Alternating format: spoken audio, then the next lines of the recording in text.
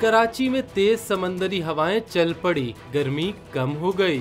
शहर कायद के बासियों के चेहरे खुशी से खिल उठे। कराची में चलने वाली तेज समंदरी हवाओं ने गर्मी के जोर को तोड़ दिया। चीफ मेट्रोलॉजिस्ट सरदार सरफराज के मुताबिक कराची में मौसम तब्दील होने लगा है, जिसकी अहम वजह तेज समंदरी हवाएं हैं। उनका कहना था कि आइंदा 10 रोज तक शहर का मतला जुज़वी आबारालूद रहेगा और तेज हवाएं चलेंगी।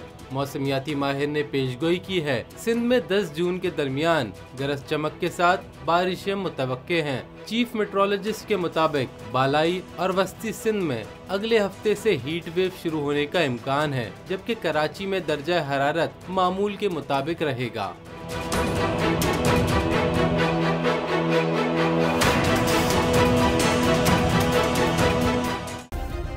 सब्सक्राइब करें और बेल दबाएं ताकि कोई खबर रह न जाए।